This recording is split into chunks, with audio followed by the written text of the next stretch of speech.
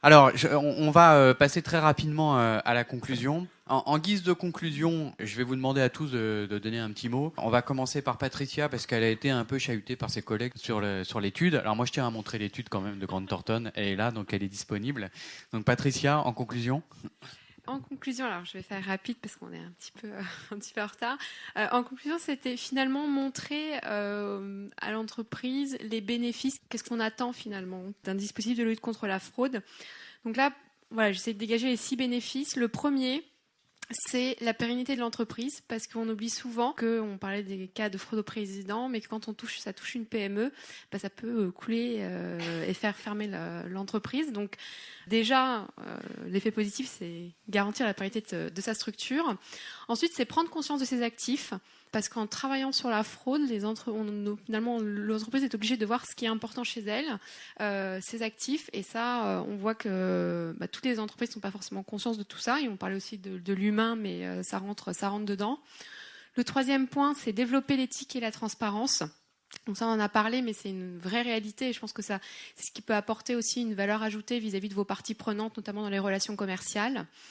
Ensuite, ça redonne du sens aux fondamentaux du contrôle interne parce qu'on voit, en tout cas, ce que moi je peux constater sur le terrain, à chaque fois qu'on a des cas de fraude ou des tentatives, on se rend compte que les principes clés du principe de contrôle interne ont un peu été oubliés parce que quand on est dans l'entreprise, quand on est peut-être en situation un petit peu compliquée, tendance à peut-être mettre de côté des principes simples de séparation de fonctions ou de circularisation d'informations. Parce que ça peut apporter à revenir sur ces principes clés. Ensuite, renforcer la qualité de traitement, parce qu'on le dit, la gestion du risque de fraude, c'est du bon sens. Donc, c'est sensibiliser les collaborateurs, les salariés, et donc, du coup, les obliger aussi, lorsqu'on fait un contrôle, d'avoir un œil fraude, chose que quand on fait un peu du contrôle interne, on peut avoir des fois des approches un peu administratives, ce qui fait que face au risque de fraude, il faut avoir un autre regard.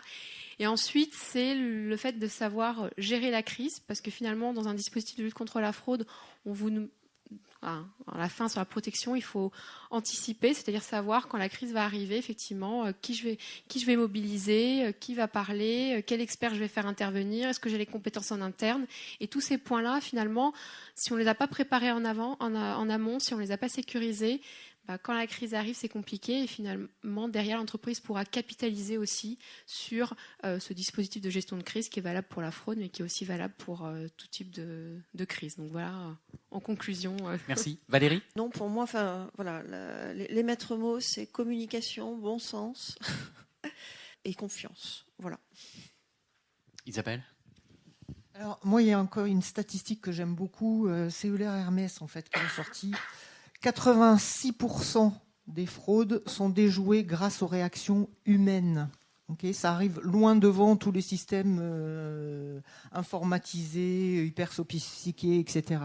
Alors, s'il vous plaît, aidez vos collaborateurs, communiquez, formez-les, chouchoutez-les, parce qu'en matière de lutte contre la fraude, un homme averti en vaut réellement deux. C'est valable aussi pour les femmes, ce que je dis. Pierre-Yves ? Oui, alors mes collègues m'ont pris mes idées de conclusion, évidemment, mais quand on est le dernier, c'est toujours comme ça. Ah non, pardon, autant pour moi. Non, ce que je voudrais dire, c'est que personne dans la salle ne doit s'estimer être à l'abri, mais absolument personne, pour différentes raisons. La cybercriminalité est galopante et de plus en plus professionnelle.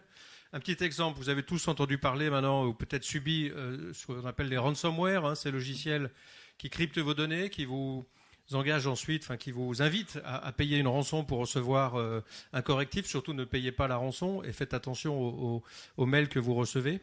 Et ces ransomware utilisent ce qu'on appelle des failles zero day. Les failles zero day sont des vulnérabilités qui n'étaient auparavant, des failles qui étaient systèmes qui n'étaient utilisés auparavant que pour les attaques informatiques très sophistiquées qui visaient à attaquer une entreprise, tel actif dans l'entreprise pour voler tel type d'informations. Et c'était vraiment des choses qui étaient vraiment très ciblées, très segmentées. Aujourd'hui, ces failles zero day sont utilisées de manière